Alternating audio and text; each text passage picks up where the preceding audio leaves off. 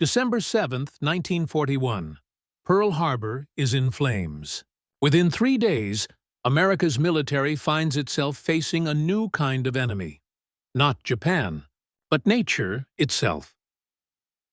Across the Pacific, from the Philippines to Wake Island, U.S. troops try to rest under canvas tents that melt away under the first tropical storm.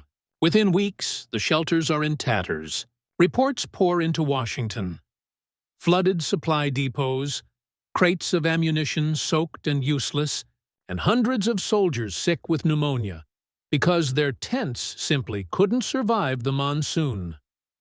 Building proper barracks isn't an option. Wooden housing needs lumber, carpenters, and weeks of labor. Luxuries no one has in the middle of the Pacific. The Navy crunches the numbers. At least 18 months to build enough traditional housing. The war won't wait that long. In Washington, Brigadier General Eugene Raybould faces a desperate situation. Around him, maps of the Pacific are covered in red pins marking new outposts. His engineers spell it out clearly. They need buildings that can be made in American factories, shipped 10,000 miles through waters crawling with submarines, and assembled by exhausted Marines with no construction experience, all while surviving blistering heat. Typhoons and air raids. The choices are grim. A standard Army tent costs $12 and lasts barely a month in the jungle. A wooden barracks costs $8,000 and takes 6 weeks to build. Neither makes sense when 50,000 men need shelter now. Then someone remembers what the British have been using since the Great War. The Nissen hut, a semicircular corrugated steel shelter invented by a Canadian engineer named Peter Nissen. The British swear by them. They're quick to set up, sturdy enough for sandstorms, and don't require skilled labor. But there's a catch. Several, in fact. The Nissen huts are made of heavy steel sheets that need cranes to lift. Their ventilation works fine in North Africa, but in the tropical Pacific, the interiors turn into ovens. And worst of all, each one needs a solid foundation, concrete or wood, bringing the U.S. right back to its original problem. Raybould's engineers run the numbers again. 2 million personnel will need housing spread across hundreds of tiny islands. At the current pace of construction, the war will end before half of them sleep under a real roof. Letters home tell the truth behind the math. Soldiers waking up with water sloshing in their boots, fungus crawling up their uniforms, and canvas walls collapsing in midnight storms. In some units, more men are hospitalized with lung infections than from enemy gunfire. The Pacific isn't just a battlefield. It's a brutal test of human endurance. And the American military is running out of time to solve it. This wasn't just about keeping soldiers dry. It was about keeping them alive. A soaked, sick army can't fight, and the Pacific was chewing through men faster than the enemy could. So Washington sends out an urgent call to engineers, universities, and the Navy's own builders. The assignment sounds impossible. Create a building lighter than a Jeep. It has to fit on a single rail car, need no foundation, go up in one day with basic tools, cost under $1,000, and survive what even concrete can't. Oh, and they need 10,000 of them, ready to ship in 6 months. It's February 1942. In a small corner of Rhode Island, a handful of engineers get to work on what everyone else thinks is fantasy. The British help jumpstart the effort, sending over blueprints for their wartime invention. The Nissen hut. The design is simple but clever. A half-cylinder of corrugated steel panels, 16 feet wide, bolted to a wooden frame. Strong, quick, and cheap.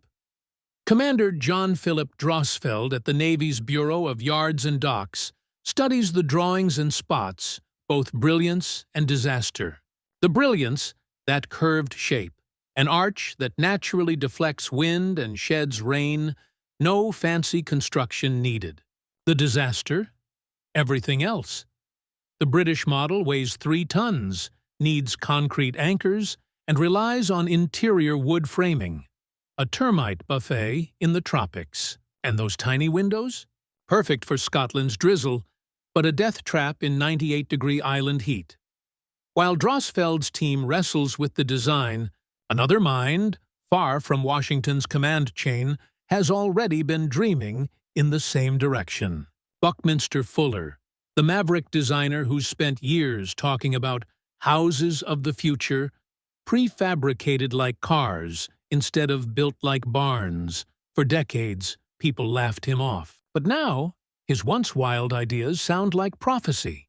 Build homes from lightweight metals, assemble them on-site, and treat architecture like an industrial product. The Navy's engineers quietly take that philosophy to heart. They gather at Quonset Point, a new air station on Narragansett Bay. The spot is ideal, close to Pennsylvania's steel mills, Rhode Island's sheet metal factories, and shipyards that already understand corrosion and salt air. In workshops meant for aircraft repair, they begin experimenting, bending steel into new shapes, replacing wood with metal ribs, and testing ventilation systems that can keep a man breathing in the worst humidity on Earth. Out of that chaotic urgency, something remarkable is about to be born. A structure that would shelter millions, move with the front lines, and outlast the war itself. March 1942.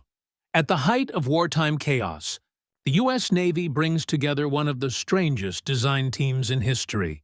Not generals or bureaucrats, but a mix of minds that had never before shared a table. From the Strand Steel Corporation come structural engineers who normally build prefabricated barns. From the George A. Fuller Company, architects known for speed, specialists in putting up entire structures almost overnight. And alongside them, seasoned Navy officers fresh from the Pacific. Men who know firsthand what a typhoon-proof building really means when the wind starts ripping trees out of the ground. At the head of the team stands Otto Brandenberger, a quiet, practical man who's spent his career designing metal farm buildings. Ironically, that background is exactly what the Navy needs. His barns use arched steel panels that support themselves. No wooden frames, no internal skeletons, and that simple idea could change everything.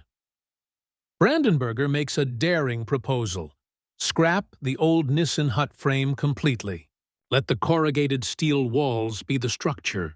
No wood, no complex joinery. Just interlocking panels that hold their own weight.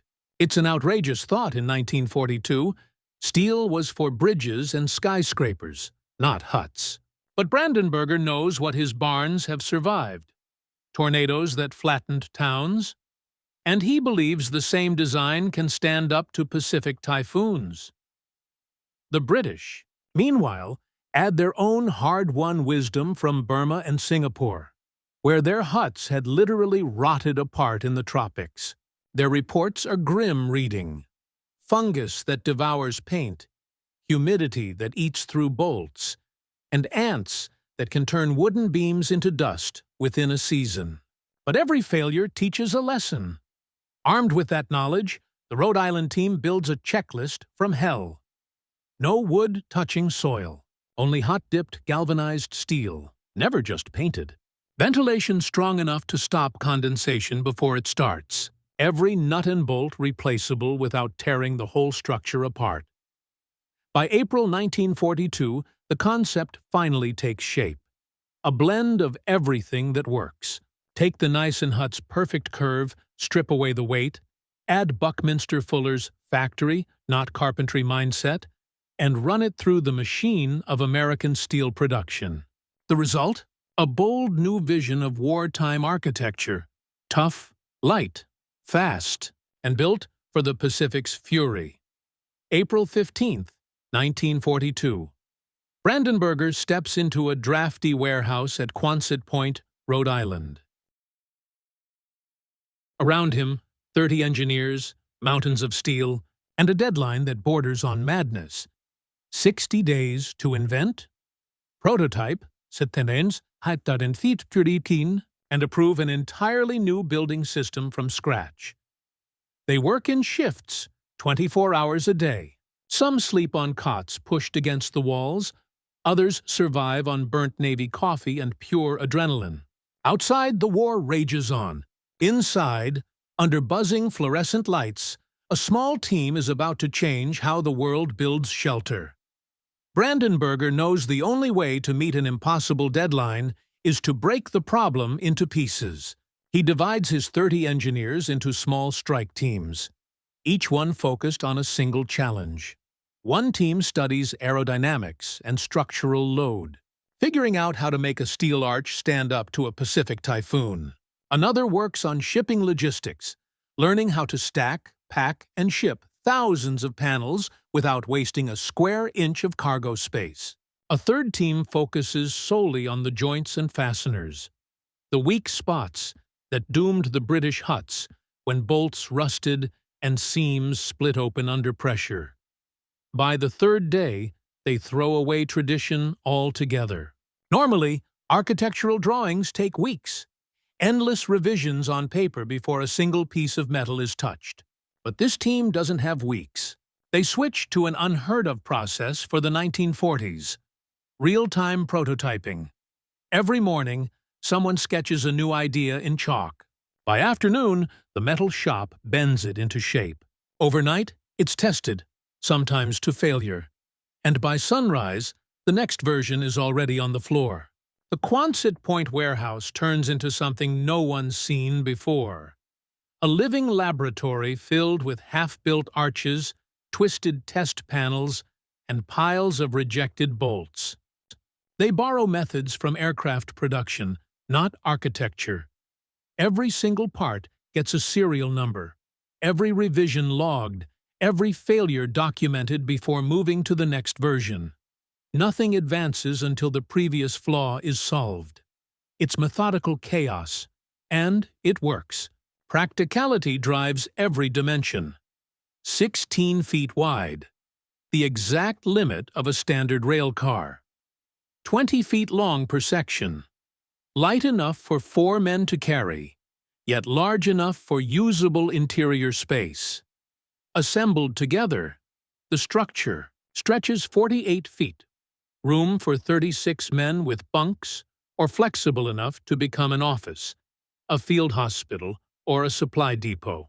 The engineers find this size hits a perfect engineering balance. Any smaller, and they waste shipping volume. Any larger, and the panels get too heavy or need interior supports, which would defeat the entire purpose. But the hardest decision of all comes down to the arch radius. 2 full weeks vanish to this single number. Too shallow, and a typhoon could peel the roof away like a sardine can. Too steep, and the interior becomes cramped and inefficient. Finally, they land on an 8-foot radius, a perfect semicircle. It gives 7 feet of clearance along the sides and forms what engineers call a self-bracing arch. The corrugated steel naturally wants to hold that shape, meaning the panels can be thinner, lighter, and stronger than flat sheets ever could be. Their calculations look almost too good to be true. The prototype could withstand 40 pounds of snow load per square foot and wind speeds over 100 miles per hour. But Brandenburger knows equations mean nothing until the Pacific tests them. By day 40, the first full-scale model stands in the middle of the warehouse, crude, silver, and oddly beautiful. It's not perfect, but for the first time, it looks like they might actually pull off the impossible. It looks nothing like a finished product, more like a Frankenstein's creation made of riveted steel plates, mismatched bolts, and experimental joints held together by faith and caffeine. But on May 25, 1942, the first full-scale prototype finally rises at Quonset Point. 6 sailors, none of them engineers, are handed a wrench, a few pages of notes, and 4 hours of basic instruction. 14 hours later, the strange metal half-cylinder stands complete. It isn't perfect, but it's standing. For the Navy, that's progress, just not fast enough. Marines can't afford to spend 2 days assembling shelters when landing schedules change by the hour. The hut needs to go up in 1 day or less. The bottleneck shows itself immediately. The floor. The team had been including a wooden floor system with each kit, but it's heavy, slow to install, and, worse, the first thing to rot in tropical humidity. The solution is brilliant in its simplicity. Get rid of it. No built-in floor at all. Just place the hut directly on whatever ground exists: coral, sand, gravel, or bare earth. If a solid floor is needed, it can be added later. That single design decision changes everything. Assembly time drops to 8 hours, and shipping weight falls by 100 pounds per unit. By June 10, 1942, the final prototype is ready. Lean, functional, and unmistakably new. 96 corrugated steel panels, each under 50 pounds, bolt together into a 720-square-foot structure that can house 36 men. The total material cost, $1,394. The total weight, 9,000 pounds. But numbers on a blueprint don't win wars. The real challenge comes next: proving this thing can actually survive the Pacific. The Navy's structural engineers arrive armed with charts, typhoon records, and deep skepticism. They've seen what the ocean can do. This hut will have to endure winds that rip palm trees from the ground. Their reference points are terrifying. Typhoon Gloria, 1940. Guam. 140-mile-an-hour sustained winds, gusting to 180. The 1935 Labor. Day hurricane, Florida Keys. Winds so violent, they stripped paint from buildings and hurled planks through trees like spears. If this new Quonset hut can't withstand storms like those, it's not just a failed experiment. It's a death trap, waiting to happen. Every soldier who steps inside will be trusting their life to a sheet of corrugated steel and a handful of bolts. Brandenburger's team began by looking at the simple physics behind why the arch design is so powerful. When wind hits a flat wall, it slams into it head-on, creating a huge amount of pressure. Engineers call this the pressure coefficient, and in plain terms, it's the force that tries to knock your building down. But when that same wind meets a curved surface, everything changes. The air is guided upward and around, not straight through. It's the difference between water rushing smoothly past a river stone and smashing hard into a dam. That's the genius of the Quonset's half-circle shape. Hurricane-force winds don't have a flat wall to attack. They glide over the top instead.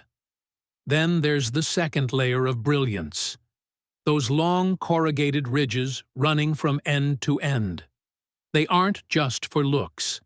Each fold gives the way. Metal extra strength, the same way folding a sheet of paper makes it harder to bend. Every ridge acts like a miniature I-beam, adding stiffness where flat metal would simply buckle.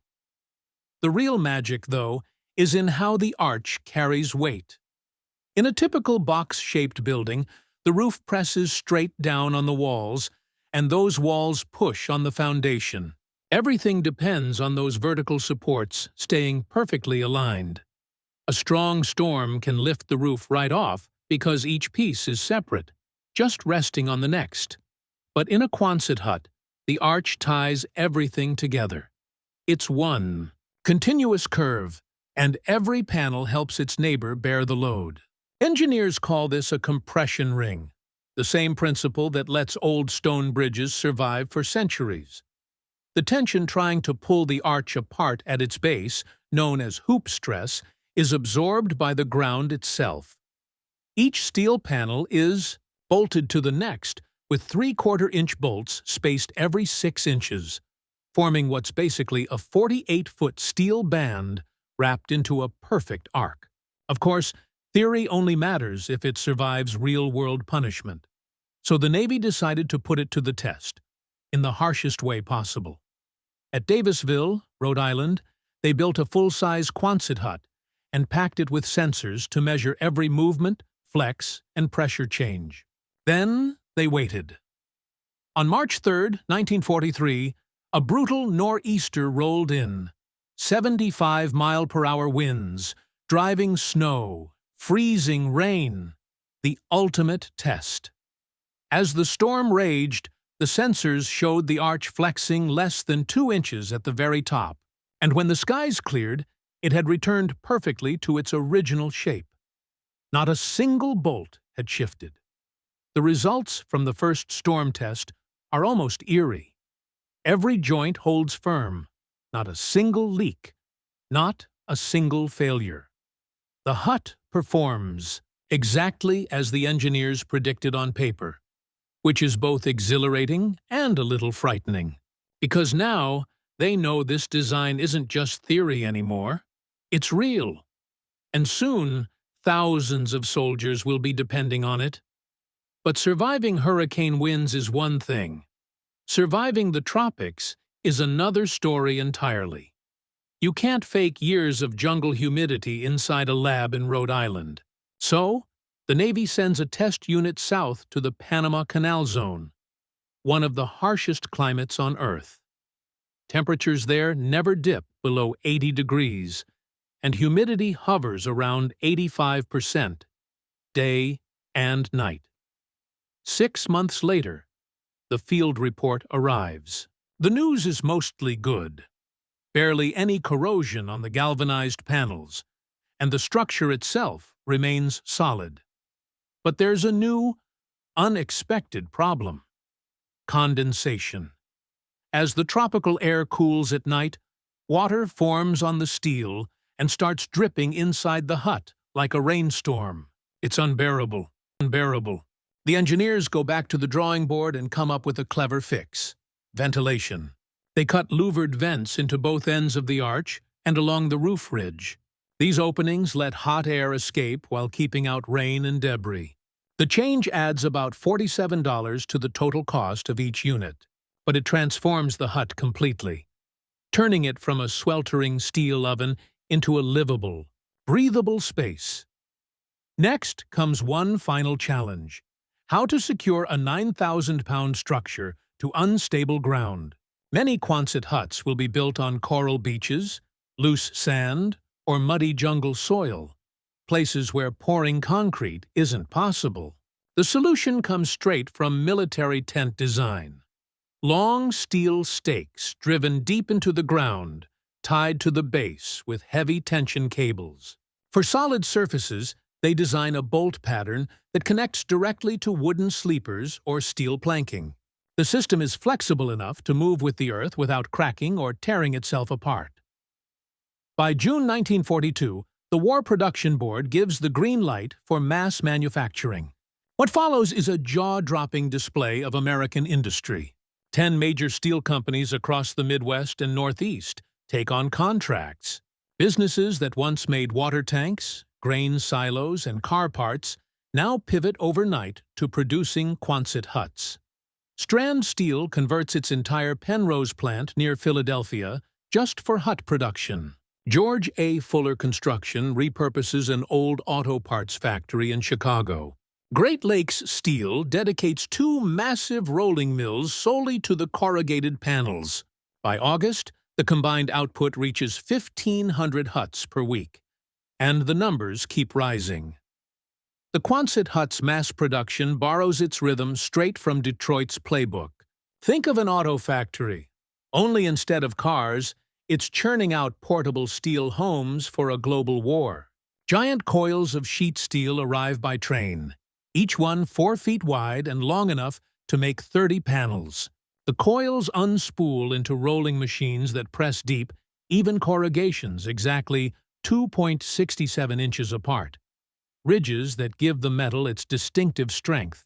This shaping process actually hardens the steel, making it tougher than the smooth sheet it started as. From there, the panels take a molten bath in zinc heated to 850 degrees Fahrenheit.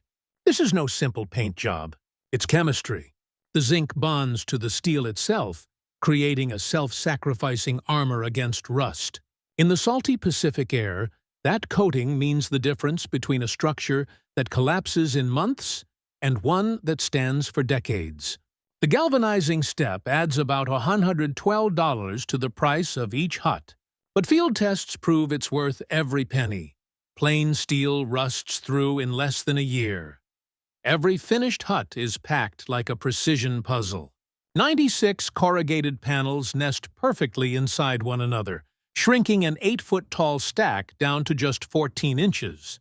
Plywood end walls, already cut with window and door openings, slide neatly in between. All the nuts, bolts, and tools come boxed in a single crate, complete with illustrated language-free assembly guides, so even crews who don't read English can follow along. When fully packed, a single hut fits on one standard 40-foot flatbed rail car. That efficiency matters because wartime logistics are brutal. Every train heading west is stuffed with something essential: ammo, rations, tanks, or huts. There's no space for waste. From factories in Philadelphia and Chicago, daily trains thunder toward ports in San Francisco, San Diego, and Seattle. There, longshoremen use the same cranes built for tanks to hoist hut kits into Liberty ships. Each vessel can carry 200 huts, enough shelter for more than 7,000 men. The Warshipping Administration tracks every load, treating each hut not as cargo, but as a weapon of infrastructure. A shipment leaving in September could be housing an aircrew on Guadalcanal by October. On the receiving end, the brilliance of the Quonset design truly shines. The Navy's construction battalions, the legendary CBs, create a choreography out of assembly. 6 men, 8 hours, one complete building ready to move into. The steps are simple: clear and level the site. Maybe spread gravel if it's available, then bolt the panels together. 2 men handle the end walls. 4 manage the curved sheets. Each overlaps by 6 inches, secured with 3/4-inch bolts. No welding, no concrete, no carpenters, no electricians. Just hand tools and teamwork. One crew on Espiritu Santo sets a record in January 1943, raising an entire hut in 4 hours and 17 minutes. That's an impressive stunt, but the real story is consistency. Across hundreds of islands, teams are building 5, 6, sometimes 10 huts a day, faster than the enemy can destroy them. By December 1943, output climbs to 8,000 units per month.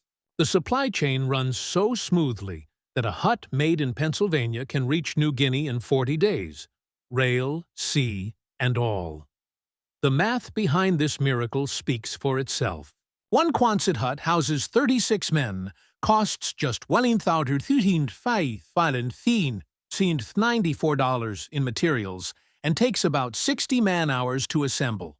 Traditional wooden barracks, $12,000, 400 hours of skilled labor, and 6 full weeks of construction. The steel hut delivers the same shelter at 1/10, the cost in 1/20th the time. By the middle of 1944, more than 160,000 Quonset huts have spread across every front, from the jungles of Burma to the beaches of Normandy. Simple, durable, and endlessly adaptable, they become the architecture of victory. That's shelter for almost 6 million people, all built in under 2 years. Guadalcanal, August 1942. The first combat-ready Quonset huts arrive under the worst possible conditions. Temperatures hovering around 95 degrees, humidity near 90%, and Japanese bombers flying overhead every afternoon. The beach is a churned mix of coral, sand, and shell craters. Navy engineers unload flat-packed steel panels, while explosions echo from the tree line. There's no time for comfort. They drag the kits into a coconut grove still scorched from the previous week's bombing and start bolting them together right there on the beach. 12 hours later, 10 brand-new huts stand beside Henderson Field, providing cover for the weary maintenance crews tending the battered F-4F Wildcats that keep the airstrip alive. 3 days later, the huts face their first real trial. A Japanese bomb lands just 40 yards away. a 500-pounder. The blast knocks men off their feet, flattens nearby palm trees, and turns canvas tents into shreds. But when the smoke clears, the Quonset huts are still there, bent, dented but upright. Inside, every man walks out alive. The jungle, however, proves as merciless as the enemy. Within 2 weeks, anything not galvanized turns red with rust. The salt air eats standard bolts like acid. Fungal blooms coat every surface, streaking the interior with black and green like some kind of organic graffiti. The ventilation that worked perfectly in Rhode Island now barely moves the tropical air. Marines start cutting extra vent holes with tin snips and propping doors open just to breathe. It violates the blueprints, but it works. Those improvised field fixes are logged, photographed, and sent back to Quonset Point, where engineers quickly redesign the next production runs. Bigger louvers, more airflow, and full galvanizing for every last fastener. Iwo Jima, February 1945. A different kind of nightmare. The black volcanic sand offers no grip for anchor stakes, and Mount Suribachi's artillery makes every minute of construction a gamble. The Seabees land on D+2 and immediately start erecting huts under live fire, bolting panels together while mortar shells burst a few hundred yards away. When the sand proves useless for foundations, the crews improvise again. Empty oil drums, filled with sand and lashed to the hut bases with steel cables. Crude, but effective. In March, a Pacific typhoon roars in with 110-mile-per-hour winds. The improvised anchors hold. The Quonsets remain standing while wooden structures all around them disintegrate. The base commander's after-action report back to Pearl Harbor is short and unforgettable. Quonset huts survived. Everything else gone. Then comes the Arctic, the opposite extreme. In the Aleutian Islands campaign, Quonset huts are deployed to Dutch Harbor and Adak, where winter temperatures plunge to 40 below and winds top 100 miles per hour. The steel itself becomes brittle in the cold. The first models crack around the bolt holes. Engineers scramble for a fix, switching to cold-rolled steel with better low-temperature resilience and adding rubber gaskets at every joint to absorb flexing. But heat brings its own trouble. Once the huts are warmed from the inside, condensation forms instantly on the freezing steel walls, literally raining indoors. Crews learn through trial and error to line the interiors with insulation blankets and keep the ventilation open even in sub-zero conditions. By the winter of 1943, the Arctic Quonset model emerges, a cold-weather variant with double-wall construction, internal insulation batting, and redesigned vents that retain warmth while controlling moisture. From the tropics of Guadalcanal to the frozen outposts of Alaska, the same design, just a set of curved steel panels and bolts, adapts to every corner of the planet. Next stop, North Africa and Italy, where the climate brings new challenges entirely. Palermo, Sicily, 1943. Sicily, 1943. A Quonset hut being used as an ammunition depot takes a direct hit from a German 88mm artillery shell. The round punches through the thin steel shell and detonates among crates of small arms rounds. On paper, that should have been the end of it. An instant fireball, nothing left but twisted metal. But something unexpected happens. Instead of blowing apart, the curved structure channels the force outward. The blast escapes through the arched walls and roof, venting the pressure before the building can implode. When ordnance crews inspect the aftermath, they find the hut's frame warped and scorched, but still upright. A rectangular warehouse, they conclude, would have collapsed completely, crushing anyone nearby. That simple curve, the very geometry of the Quonset, had saved lives once again. Then, nature itself steps in to test what no enemy could. The Pacific, December 1944. Typhoon Cobra slams into the Philippines with sustained winds of 140 miles per hour and waves higher than a two-story building. Entire bases are wiped off the map. Wooden barracks vanish as if swept by dynamite. Concrete blockhouses crumble when their foundations give way under flooding. And yet, when the storm clears, engineers count the survivors. Out of 43 Quonset huts on the Tacloban base, 39 still stand. 4 more are damaged but repairable. Dented panels, torn seams, nothing that a wrench and replacement bolts can't fix. The verdict is clear. If anchored properly, these curved steel shelters can outlast nearly anything. The ones that broke free were the exceptions, units tied down with makeshift stakes or set on unstable ground. The lesson is as old as engineering itself. Strength means nothing without proper footing. By the time the war winds down, every battlefront, from Sicily to the Solomons, has contributed to a growing pool of field data. Reports pour back to Rhode Island describing what worked, what failed, and what could be improved. The 1945 production models look almost nothing like the first prototypes from 1942. The same unmistakable arch remains, but everything else has evolved. Stronger bolts, redesigned vents, improved insulation, and field-proven fixes that make the humble Quonset not just durable, but legendary. May 8, 1945, victory in Europe. August 15, 1945, victory over Japan. The guns fall silent. The war is over. And suddenly, the United States military finds itself the unexpected owner of nearly 170,000 Quonset huts spread across 6 continents, and absolutely no plan for what to do with them. These curved steel shelters had been built as stopgap wartime solutions, designed to be temporary, used, discarded, and forgotten once peace returned. But as the world transitions from war to reconstruction, something remarkable happens. No one wants to let them go. At hundreds of bases slated for closure, commanders take a second look at their battered huts and realize they're not obsolete at all. They're cheap, sturdy, easy to maintain, and perfectly functional. Workshops, storage depots, barracks, offices, all ready-made, all free. Meanwhile, back home, another kind of war is raging. The fight for housing. Returning veterans flood American cities to find a crisis waiting for them.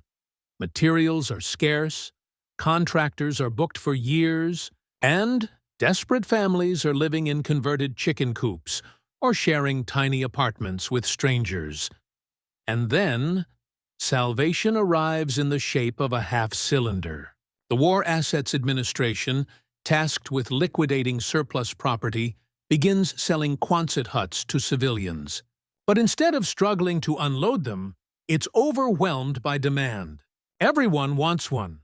A complete hut sells for between $1,000 and $2,500, a fraction of the $8,000 it would cost to build a conventional home, if you could even find the labor.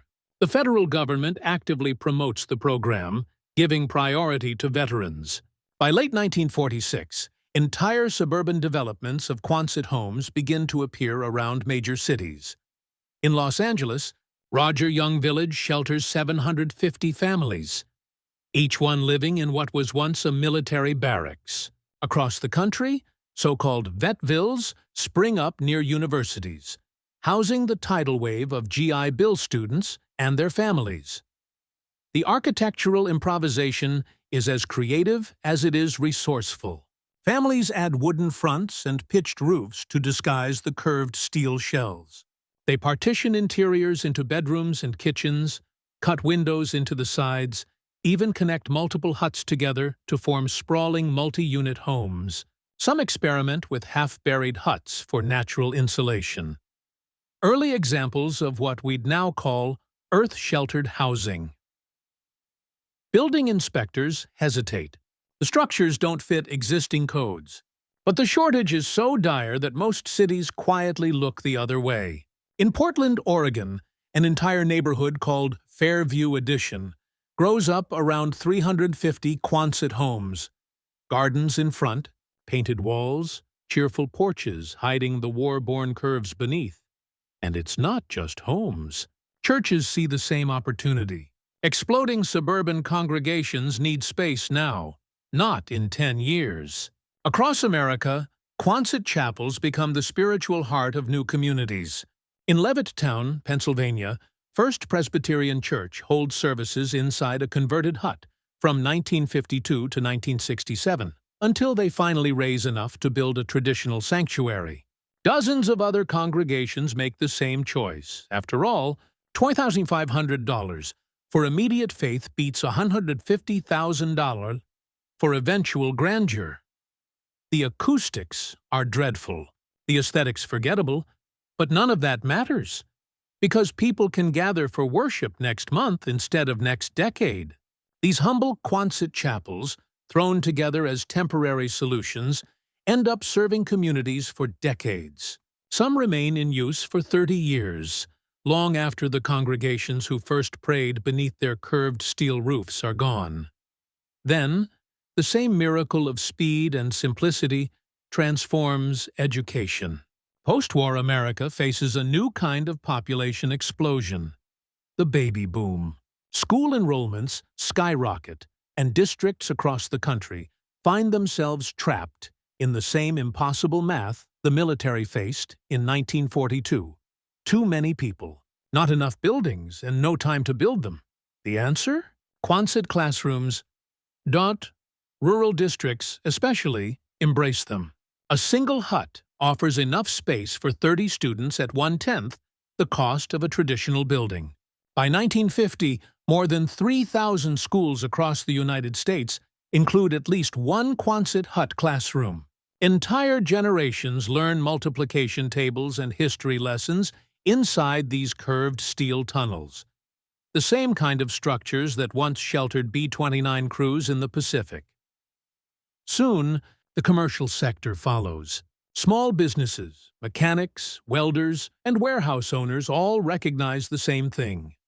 The Quonset's open span, that clear, uninterrupted space without interior columns, is perfect for work. A welder can buy a surplus hut for less than 2 months' rent on a traditional shop.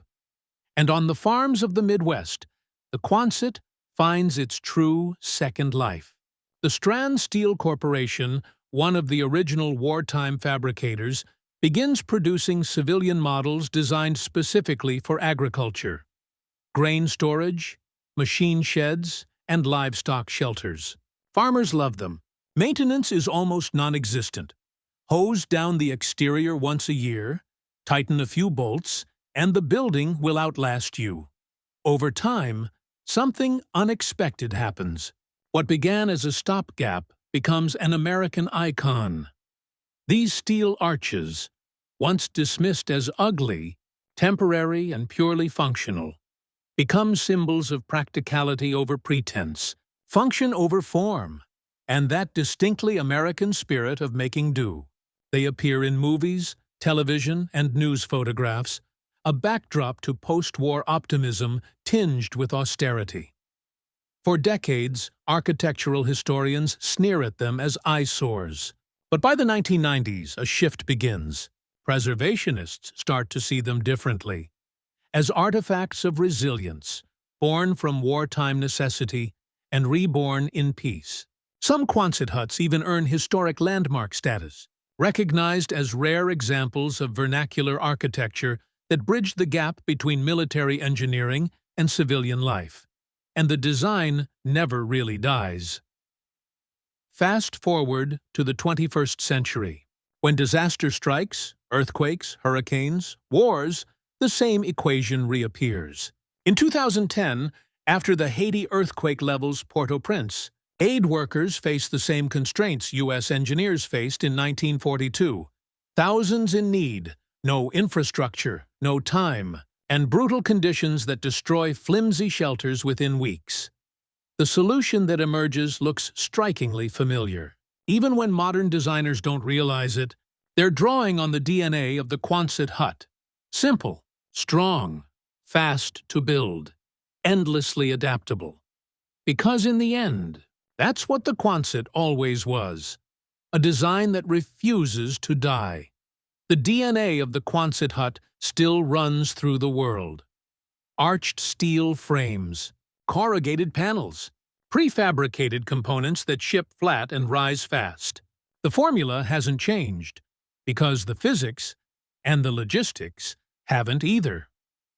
Today, the United Nations High Commissioner for Refugees deploys a structure called the RHU, Refugee Housing Unit. On paper, it's a modern invention. In practice, it's a Quonset hut with 80 years of materials science upgrades. Corrugated steel has given way to insulated composite panels, bolts replaced by snap-fit connections. But the underlying genius remains untouched. A self-supporting arch that needs no internal frame, a curved profile that shrugs off wind, and flat-pack efficiency that lets massive numbers ship anywhere on Earth. A two-person crew can assemble one in 4 hours, exactly the same as the Navy engineers did in 1942. Today, these shelters house more than 200,000 displaced people across Africa, the Middle East, and Asia. Natural disasters have also rediscovered what Otto Brandenberger's team knew instinctively. The wind loves a curve. After Hurricane Katrina in 2005, structural engineers studied the wreckage along the Gulf Coast and found a startling pattern. Entire neighborhoods of traditional rectangular homes had been erased. Nothing left but concrete slabs. But scattered among the ruins stood a few arched steel buildings, bent but standing.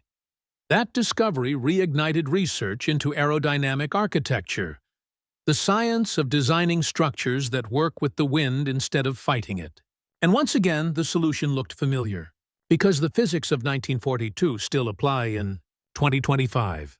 Wind sliding over a curve creates less pressure than wind slamming into a wall. Even the tiny house movement has unknowingly resurrected Quonset principles. Modern. Designers chasing minimalism, efficiency, and off-grid independence are rediscovering the same truths wartime engineers stumbled upon 8 decades ago. Arch-roofed prefab cabins, built from corrugated metal, assembled in hours, promise sustainability, strength, and simplicity. They're marketed as cutting-edge architecture, but their bones belong to a World War II military. Was to military shelter, and at the other end of the spectrum, high-end architects have reimagined the humble Quonset as art. Glass end walls, polished concrete floors, luxury finishes, $300 a square foot. Yet the soul remains identical. The arch has evolved from utilitarian necessity to architectural statement for humanitarian organizations, sustained by donor funding, or militaries managing trillion-dollar logistics chains. This cost differential isn't academic. It determines who lives under shelter and who sleeps in the open. The same equation that drove Quonset development in 1942 still defines emergency engineering today. How do you protect the most people, for the least money, in the shortest possible time? Because scarcity hasn't disappeared. It's only changed shape, and perhaps the ultimate validation comes not from Earth at all, but from space. As NASA and private aerospace companies design habitats for the Moon and Mars, they keep arriving, again and again, at Quonset-like solutions. Arched profiles to deflect Martian dust storms, prefabricated components that ship compact and assemble fast, self-supporting structures that need no foundations, surviving in alien soil the way their ancestors once stood on coral sand. In the harsh constraints of interplanetary construction, extreme environments, minimal tools, unskilled crews, maximum strength from minimum material. Engineers are rediscovering the same truths Otto Brandenberger's team proved in 1942. When humanity finally builds permanent homes on another world, there's a very real chance those first shelters will trace their design lineage to 30 engineers in a Rhode Island warehouse, working through the darkest days of World War II. 2. Solving an impossible problem with corrugated steel and brilliant simplicity.